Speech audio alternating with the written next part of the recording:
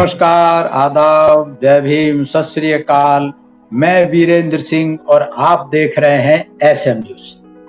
उत्तर प्रदेश में जब चौथी बार बहन कुमारी मायावती मुख्यमंत्री बनी तो उसमें समीक्षा के दौरान विकास कार्यों में कमियां पाए जाने पर विभिन्न विभागों के 95 अधिकारियों और कर्मचारियों के खिलाफ अनुशासनिक कार्रवाई करने के आदेश दिए, जिसमें बेसिक शिक्षा, ग्राम विकास, कल्याण, सिंचाई, कृषि, सहकारिता, माध्यमिक शिक्षा, राजस्व, गृह, चिकित्सा विभाग, परिवार कल्याण, मतलब करीब करीब सभी विभागों के अधिकारी शामिल थे।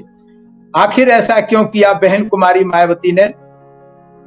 जब से सरकार बनी तो शुरू से ही मायावती ने हमेशा कहा कि देश प्रदेश में विकास कार्य होने चाहिए, प्रदेश में कानून और व्यवस्था का राज स्थापित होना चाहिए, भय मुक्त, अपराध मुक्त, भ्रष्टाचार मुक्त सरकार होनी चाहिए, काम होना चाहिए और आम पब्लिक के, आम जनता को कोई परेशानी नहीं होनी चाहिए।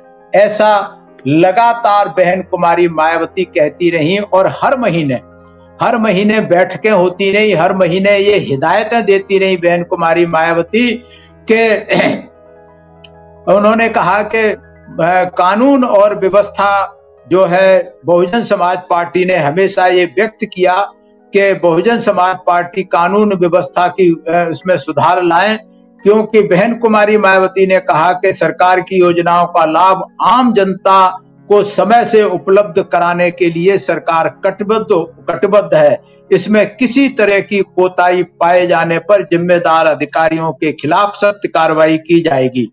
और ये लगातार इस चीज की याद दिलाती रही कि भाई इस तरीके से काम करना है। और पीछे जो समीक्षा हुई उनमें भी कई समीक्षाओं में 2-2 दर्जन अधिकारी, किसी में 20, किसी में 25 अधिकारियों के खिलाफ ये दंडात्मक कार्रवाई की गई। उसके बावजूद भी जब नहीं सुधार आया तो बहन कुमारी मायावती ने इसमें असंतोष व्यक्त किया और कहा कि विकास के जो संबंधित प्रमुख कार्य द्वारा कराए जाने के लिए जो बजट निर्धारित किया था उसमें सरकार ने 28,115 करोड़ रुपए का बजट निर्धारित किया था विकास कार्यों के लिए, जिसमें से केवल 9,628 रुपए के भी केवल व्यय हुआ, खर्च किया गया। इस पर उन्होंने कहा कि सभी अधिकारियों के विशेष प्रयास करते हुए धनराशि का समुचित उपयोग करने हेतु विकास योजनाएं क्रियान्वित करें ताकि जनता को विकास योजनाओं का त्वरित लाभ मिल सके। तो ये बड़ा चिंता का विषय है। ज्यादातर सब जगह, सभी प्रदेशों में, यहां तक कि देश में अधिकारी उदासीन रहते हैं कि जो वैसे पहले दूसरी सरकारों में तो पैसे की तंगी रहती है, डिपार्टमेंट को पैसे नहीं मिलते इसलिए काम नहीं कर पाते, लेकिन यहां तो बहन कुमारी मायावती ने पैसा दिया और उस पैसा जो 28,115 करोड़ रुपए दिया उसमें से 6 महीने में मात्र 9,600 करीब, मतलब करीब 1/3 पैसा ही खर्च हुआ। इस पर चिंता की बात है कि जब सरकार पैसा दे रही है तो फिर विकास कार्यों को अधिकारियों को सुनिश्चित रूप से लागू करना चाहिए, समयबद्ध योजना से करना चाहिए, लेकिन कर्मचारी अधिकारी इसमें फेल रहे, इसमें नाकामयाब रहे।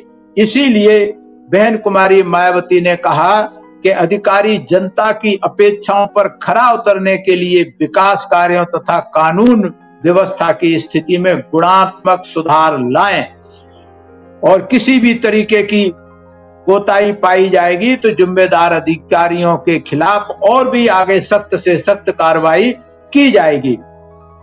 बहन कुमारी मायावती ने कहा कि जिस जिले से ज्यादा शिकायतें प्राप्त होंगी तो ये समझा जाएगा कि उस जिले में जन समस्याओं का निस्तारण जो है ठीक से नहीं हो रहा, वहां के अधिकारी जो है काम ठीक से नहीं कर रहे। तो ऐसे जनपद में जो भी अधिकारी तैनात होंगे उन सब के खिलाफ इस तरीके की दंडात्मक कार्रवाइयां की जाएंगी।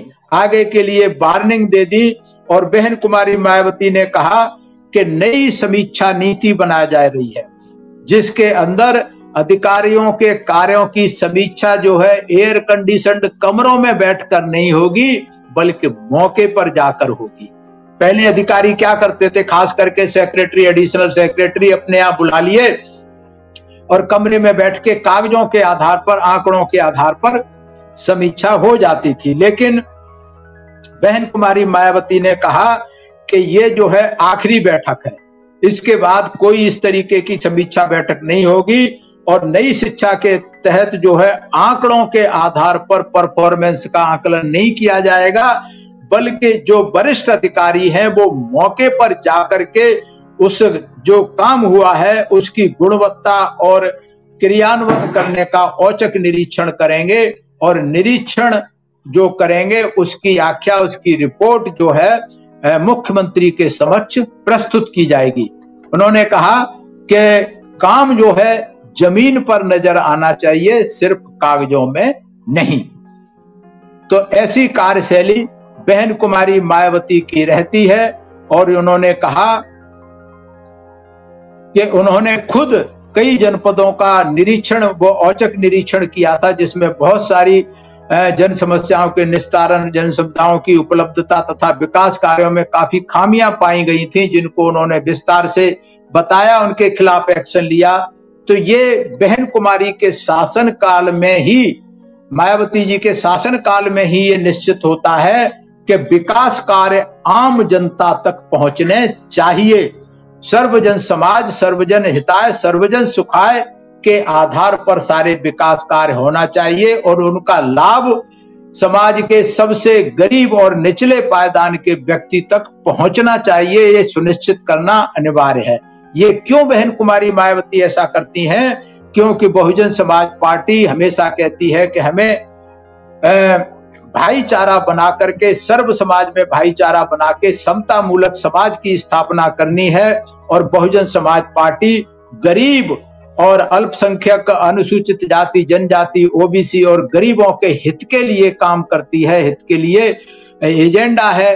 क्योंकि दूसरी पार्टियां उद्योगपतियों से पैसा लेकर के सरकार बनाती हैं, उनका दुरुपयोग करके पैसा सरकार बनाती है, तो सरकार सत्ता में आने के बाद उद्योगपतियों के हिसाब से नीतियां बनाती हैं। लेकिन बहुजन समाज पार्टी उद्योगपतियों से कोई सहारा नहीं लेती, कोई पैसा नहीं लेती, इसलिए जब सत्ता में आती है तो उद्योगपतियों के हित के नीतियां न बनाकर सर्व समाज के विकास के हित के लिए नीतियां बनाई जाती हैं।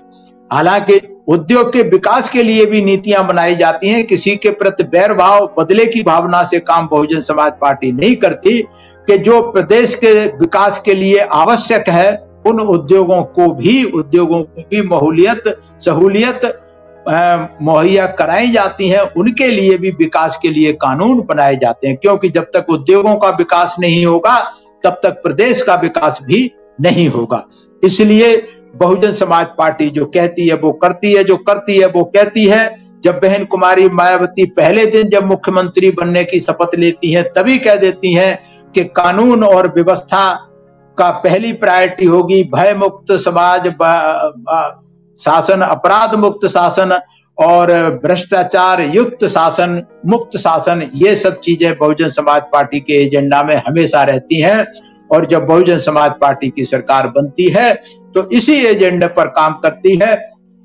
ये मैं नहीं कह रहा, आपने 4 बार उत्तर प्रदेश में सरकार रही है, अल्पमत सरकार रही है, बहुमत की भी सरकार रही है और चारों सरकारों के कार्यकाल में उत्तर प्रदेश ने देखा है, पूरे देश ने देखा है, पूरी दुनिया में देखा है कि सारी नीतियां बहुजन समाज पार्टी की सर्वजन हिताय, सर्वजन सुखाय के आधार पर रही हैं।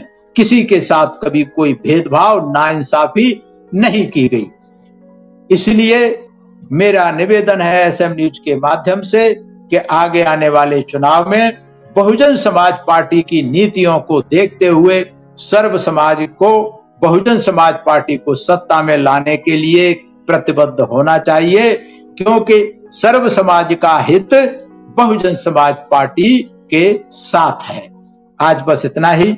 अगर आपको ये वीडियो पसंद आया है तो ज्यादा से ज्यादा शेयर करें, लाइक करें और कमेंट्स के द्वारा आप अपनी प्रतिक्रिया हमें अवश्य भेजें।